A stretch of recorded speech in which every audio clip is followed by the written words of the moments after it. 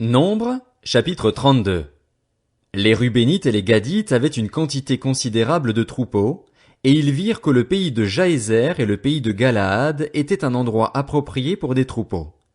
Alors les Gadites et les Rubénites vinrent trouver Moïse, le prêtre Éléazar et les princes de l'assemblée, et ils leur dirent: Ataroth, Dibon, Jaézer, Nimra, Hesbon, Éléalé, Sébam, Nebo et Béon, ce pays que l'Éternel a frappé devant l'assemblée d'Israël, est un endroit approprié pour des troupeaux.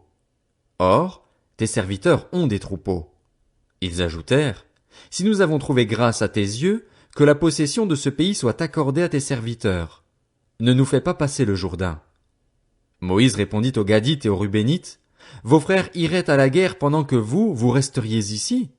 Pourquoi voulez-vous décourager les Israélites de passer dans le pays que l'Éternel leur donne?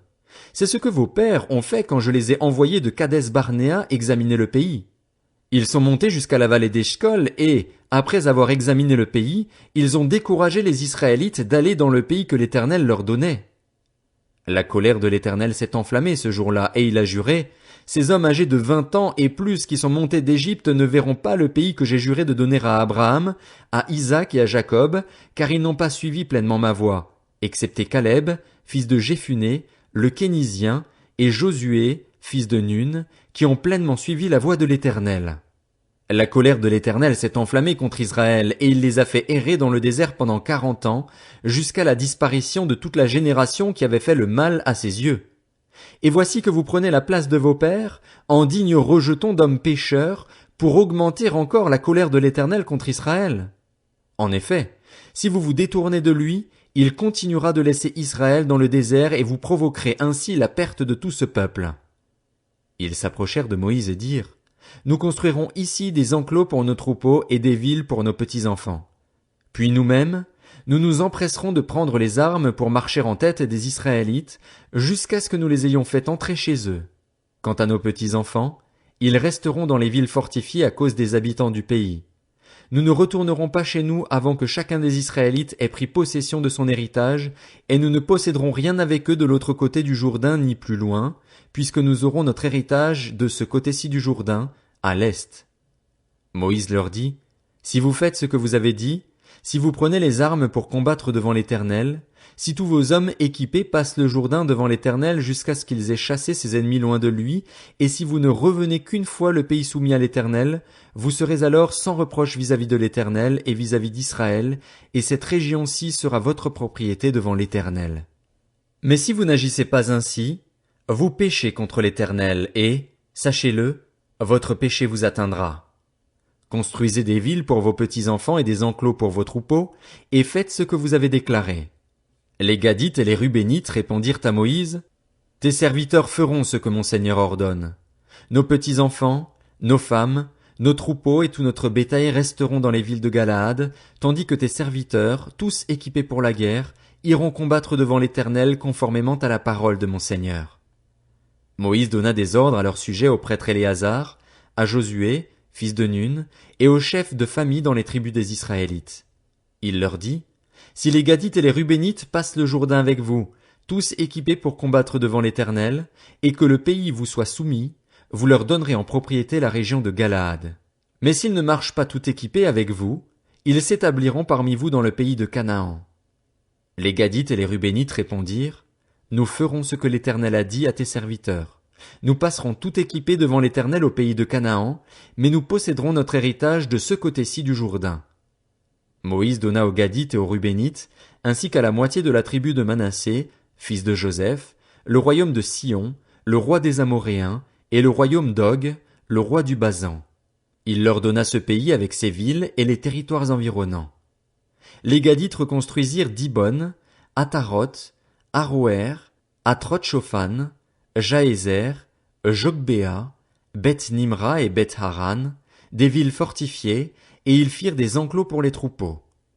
Les Rubénites reconstruisirent Hesbon, Éléalé et Kirjataïm, Nebo et Baal-Méon, dont les noms furent changés, ainsi que Sibma, et ils donnèrent des noms aux villes qu'ils construisirent.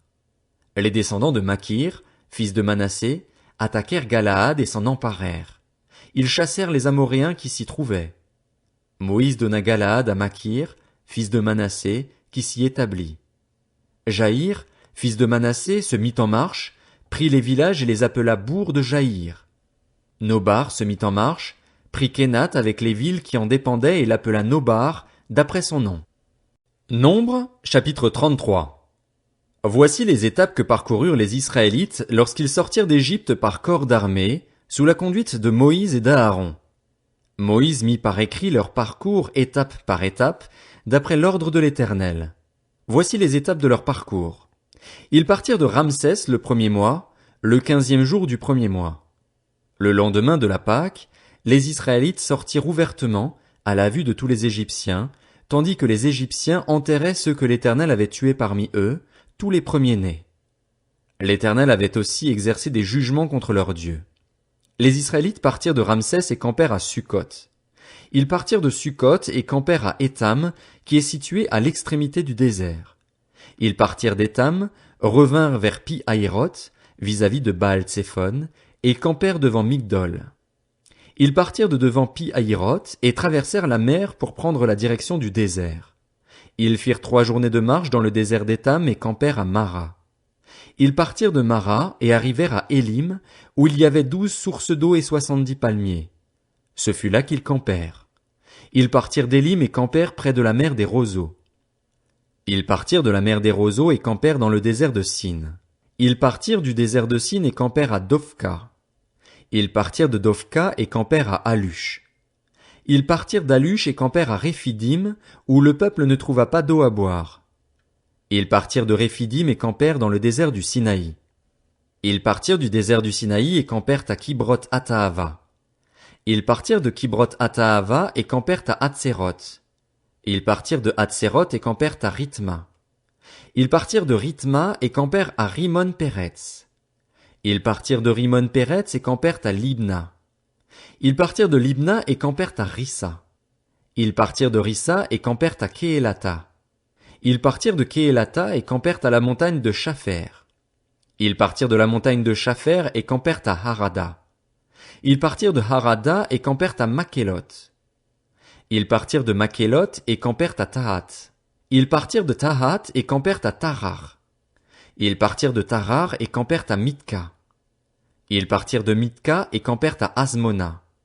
Ils partirent de Hasmona et campèrent à Moséroth. Ils partirent de Moséroth et campèrent à Béné-Jacan. Ils partirent de Béné-Jacan et campèrent à Hor-Gidgad. Ils partirent de Hor-Gidgad et campèrent à Jotbata. Ils partirent de Jotbata et campèrent à Abrona. Ils partirent d'Abrona et campèrent à Edjon-Géber. Ils partirent d'Edjon-Géber et campèrent dans le désert de Tsin, c'est-à-dire à Kadès. Ils partirent de Kadès et campèrent au mont Hor, à l'extrémité du pays d'Édom. Le prêtre Aaron monta sur le mont Hor, suivant l'ordre de l'Éternel, et il y mourut. C'était la 40e année après que les Israélites étaient sortis d'Égypte, le premier jour du 5e mois. Aaron était âgé de 123 ans lorsqu'il mourut sur le mont Hor. Le roi d'Arad, un Cananéen qui habitait le sud du pays de Canaan, apprit l'arrivée des Israélites. Ils partirent du mont Hor et campèrent à Tsalmona. Ils partirent de Tsalmona et campèrent à Punon. Ils partirent de Punon et campèrent à Oboth. Ils partirent d'Oboth et campèrent à Idjé-Abarim sur la frontière de Moab. Ils partirent d'Idjé-Abarim et campèrent à Dibon-Gad. Ils partirent de Dibon-Gad et campèrent à Almon-Diblataïm. Ils partirent d'Almon-Diblataïm et campèrent sur les montagnes d'Abarim, devant Nebo. Ils partirent des montagnes d'Abarim et campèrent dans les plaines de Moab, près du Jourdain, vis-à-vis de Jéricho.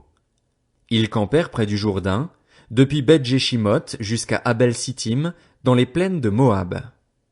L'Éternel dit à Moïse dans les plaines de Moab, près du Jourdain, vis-à-vis de Jéricho, transmets ces instructions aux Israélites. Lorsque vous aurez passé le Jourdain et que vous serez entrés dans le pays de Canaan, vous chasserez devant vous tous les habitants du pays. Vous détruirez toutes leurs idoles en pierre et en métal fondu, et vous éliminerez tous leurs hauts lieux. Vous prendrez possession du pays et vous vous y établirez, car je vous ai donné ce pays pour qu'il soit votre propriété. Vous partagerez le pays en tirant au sort en fonction de vos clans. À ceux qui sont plus nombreux vous donnerez une portion plus grande, et à ceux qui sont moins nombreux vous donnerez une portion plus petite. Chacun possédera ce qui lui sera attribué par tirage au sort. vous le recevrez en propriété selon les tribus de vos ancêtres. Mais si vous ne chassez pas les habitants du pays devant vous, ceux d'entre eux que vous aurez laissés deviendront des épines dans vos yeux et des pointes dans vos côtes, ils seront vos ennemis dans le pays où vous allez vous établir. Alors je vous traiterai comme j'avais décidé de les traiter eux. Nombre, chapitre 34. L'Éternel dit à Moïse, donne l'ordre suivant aux Israélites, quand vous serez entrés dans le pays de Canaan, ce pays deviendra votre héritage. C'est le pays de Canaan dont voici les limites. Le côté sud commencera au désert de Tsin près d'Édom. Ainsi, votre frontière sud partira de l'extrémité de la mer Morte, à l'est. Elle tournera au sud de la montée d'Akrabim, passera par Tsin et s'étendra jusqu'au sud de Kades Barnéa. Elle continuera par Hatsaradar et passera vers Hatzmon. Depuis Hatzmon, elle tournera jusqu'au torrent d'Égypte pour aboutir à la mer. Votre frontière ouest sera la mer Méditerranée, ce sera votre frontière à l'ouest. Voici quelle sera votre frontière nord, à partir de la Méditerranée, vous la tracerez jusqu'au mont Hor. Depuis le mont Hor, vous la ferez passer par Hamath et arriver à Tsedad. Elle continuera par Ziphron pour aboutir à Hatsarenan, ce sera votre frontière au nord. Vous tracerez votre frontière est de Hatsarenan à Shepham. Elle descendra de Shepham vers Ribla, à l'est d'Aïn. Elle descendra et s'étendra le long du lac de Génézaret, à l'est. Elle descendra encore vers le Jourdain pour aboutir à la mer Morte. Tel sera votre pays avec ses frontières tout autour. Moïse transmit cet ordre aux Israélites en ajoutant, voilà le pays que vous partagerez par tirage au sort et que l'Éternel a décidé de donner aux 9 tribus et demie. En effet, la tribu des Rubénites et celle des Gadites ont reçu leur héritage en fonction de leur famille. La demi-tribu de Manassé a aussi reçu son héritage. Ces 2 tribus et demie ont reçu leur héritage de ce côté-ci du Jourdain, vis-à-vis de Jéricho, du côté est. L'Éternel dit à Moïse, voici le nom des hommes qui partageront le pays entre vous, le prêtre Éléazar et Josué, fils de Nun. Vous prendrez aussi un prince de chaque tribu pour faire le partage du pays. Voici le nom de ces hommes. Pour la tribu de Juda, Caleb, fils de Jéphuné. Pour la tribu des Siméonites, Samuel, fils d'Ammiud. Pour la tribu de Benjamin, Élidad, fils de Kislon. Pour la tribu des Danites, le prince Buki, fils de Jogli. Pour les fils de Joseph, pour la tribu des Manassites, le prince Aniel, fils d'Éphod, et pour la tribu des Éphraïmites, le prince Kemuel, fils de Shiftan. Pour la tribu des Zabulonites, le prince Élitsaphan, fils de Parnak. Pour la tribu des Issacharites, le prince Paltiel, fils d'Azan. Pour la tribu des Azérites, le prince Aïud, fils de Shelomi. Pour la tribu des Nephtalites, le prince Pédaël, fils d'Ammiud. Tels sont les hommes à qui l'Éternel ordonna de partager le pays de Canaan entre les Israélites.